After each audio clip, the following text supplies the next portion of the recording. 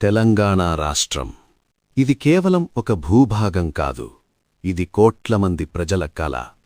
ఈ కలను రాజకీయ ఉద్యమంగా మార్చి ఒక గమ్యానికి తీసుకెళ్లిన నాయకుడు కల్వకుంట్ల చంద్రశేఖర్రావు, కేసీఆర్.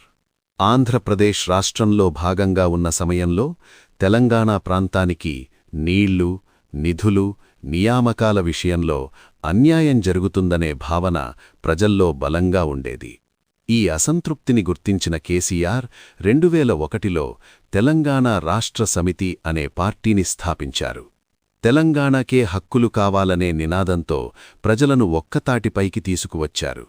పల్లెపల్లెల్లో, విద్యార్థుల్లో, ఉద్యోగుల్లో, రైతుల్లో తెలంగాణ ఉద్యమం ఒక ప్రజా ఉద్యమంగా మారింది. 2009లో కేసీఆర్ చేసిన ఆమరణ నిరాహార దీక్ష తెలంగాణ ఉద్యమంలో కీలక మలుపు. ఆ దీక్షతో దేశవ్యాప్తంగా తెలంగాణ సమస్యపై దృష్టిపడింది. పార్లమెంటులో, ఢిల్లీ స్థాయిలో, కేంద్ర ప్రభుత్వంతో చర్చల్లో కేసీఆర్ తెలంగాణ ప్రజల గొంతుకగా నిలిచారు. శాంతియుత ఉద్యమాలు, రాజకీయ ఒత్తిడి, మాటల బలం ఈ మూడూ కలిసి తెలంగాణ ఉద్యమాన్ని ముందుకు నడిపించాయి.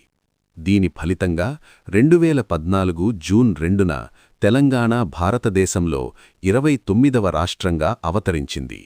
తెలంగాణ రాష్ట్రం వచ్చిన తర్వాత మొదటి ముఖ్యమంత్రిగా కేసీఆర్ బాధ్యతలు స్వీకరించారు. తెలంగాణ సాధనలో ఎన్నో మంది పాత్ర ఉన్నప్పటికీ ఈ ఉద్యమానికి నాయకత్వం వహించి దిశ చూపించిన వ్యక్తిగా కేసీఆర్ పేరు చరిత్రలో నిలిచిపోయింది.